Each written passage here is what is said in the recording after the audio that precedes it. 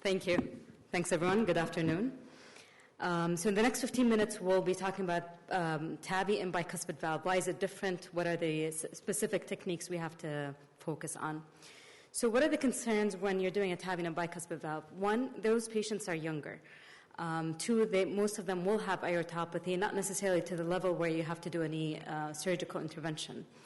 And three, their anatomy is really complex, and we're not talking about just if they have Raphael or not, but even within the same classification, people have different anatomy.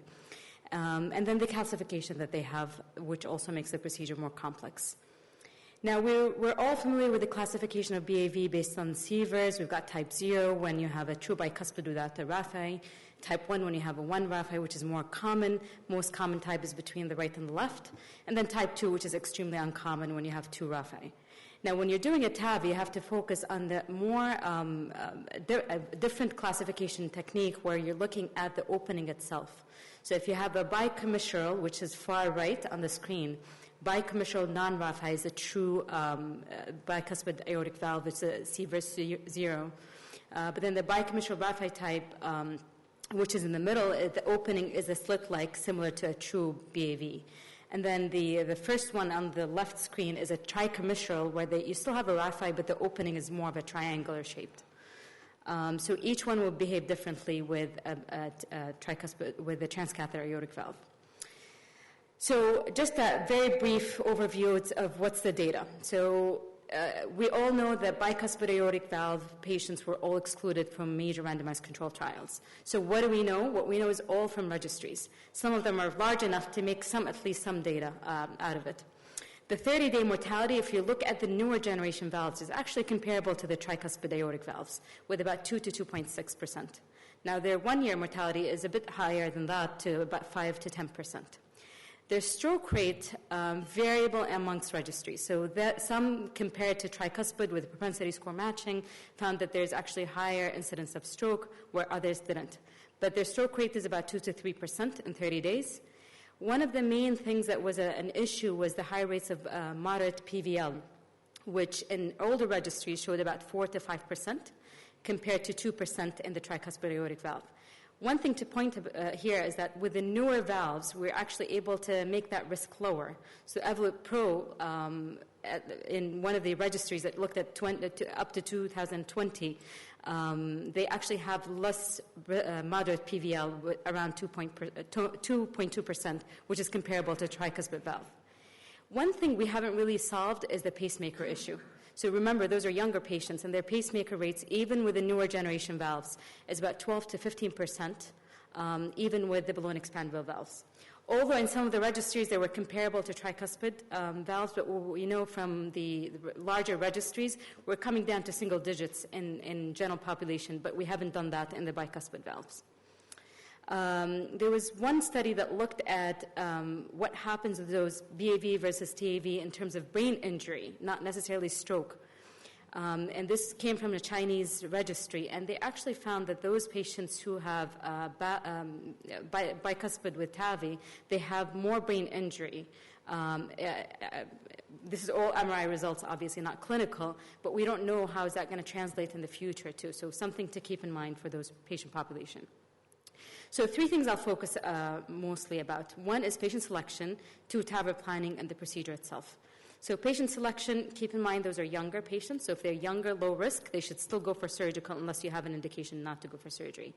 If they have aortopathy and they need an intervention, obviously, even if they're not low risk, they would go for a SAVR. So it's those populations that are intermediate risk and higher that we tend to do this in. So not all BAV the same, and I keep saying that because we've got data to show that there are some morphology that have really high risk of mortality. This data come from Yoon and colleagues, and what they did is that they divided the BAV into 3 categories, and in each category they focused on 2 factors. One is how calcified the raphe is, and how calcified the leaflets are. So if neither of them is calcified, or if you have one or the other, they actually end up doing overall better than the other type where you have both calcified raphe and excessive leaflet. The difference is not minimal. So we are seeing not only just higher all-cause mortality, high rates of aortic root injury, and higher rates of moderate to severe PVL. So this is just a table of the same paper that describes this. And as you can see here, that the PVL moderate to severe is about 6.5%. Aortic root injury is 4.5%, and death from any cause is 4.1%. So those patients, you have to be careful. So if they are moderate, if you can push the surgical arm for them, it's actually better, at least based on this data. What's interesting is that their pacemaker rates and stroke are about the same. It's just overall mortality, PVL, and aortic root injury. So talking about TAVI planning. A few things that will make the procedure difficult. One is most of these valves are anatomically larger. They have horizontal annulus, so that affects your positioning. They're asymmetric with friable calcium, so that will create an issue in terms of increased risk of annual rupture. With that, calcium might have unsealed annulus, and that will increase the risk of moderate to severe PVL, although less with the newer generation valves. And longer leaflet, which is also a concern for coronary obstruction, so not the typical way we would look at our own TAVI valves. And the calcium, since it's friable, can embolize either to the coronaries, causing MI, or to the brain, causing stroke. Underexpanded valve, kind of similar to what we talked about with the calcium, is that you might have underexpanded valves because of the calcium and the valve migration. So what can we do to kind of lower these risks? One is we talked about patient selection. Two, when you're ready for your procedure, we make sure that the sizing is very important. There are a few things to keep in mind. So we're all used to the CT, and we're measuring it at the annulus, which has been proven to be okay in most of the cases with bicuspid. But the annular plane is not always sufficient to make your judgment of the size of valve with some of the BAV patients. There are some different types of sizing. Briefly, I'll talk about some of them. One is to use the supraannular plane, which roughly is about 4 millimeters above the annulus, and measuring at that level. And there has been a modified technique where they use the annular plus the supraannular plane, and this has been described in Bawardi and Bivolt X by THA. And there are some other sizing techniques like balloon sizing and RAFI-based sizing.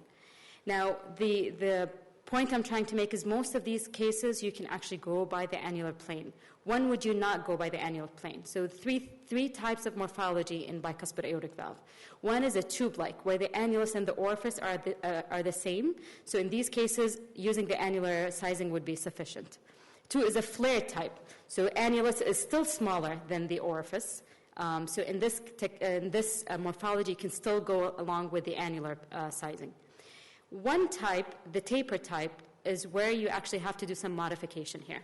And you have to keep into consideration the supraannular size and try to size it smaller than what you typically do and implant higher.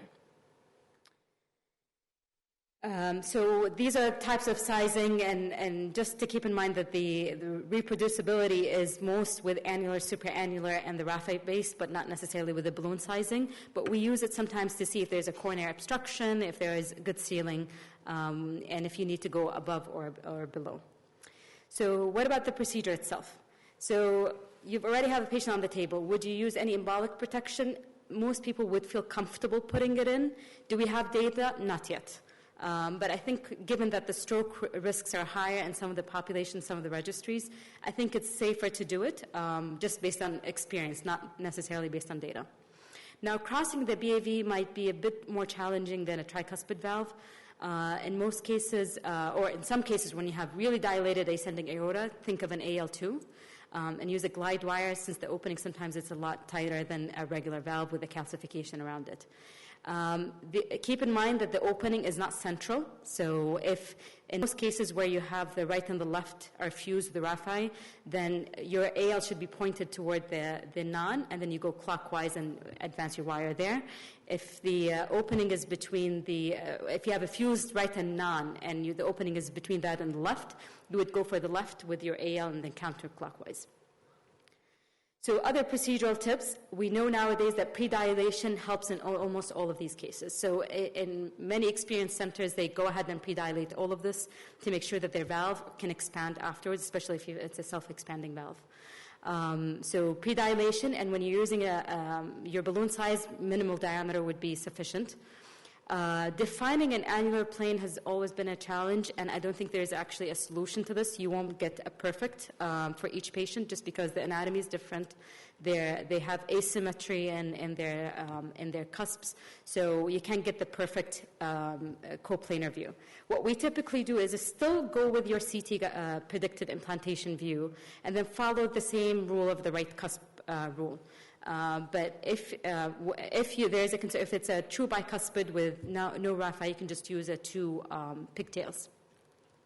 As far as the deployment, the recommendation is that you go as high as possible, but this has not been really exclusive to the bicuspid. I think we were doing this with majority of patients just to reduce the pacemaker rates.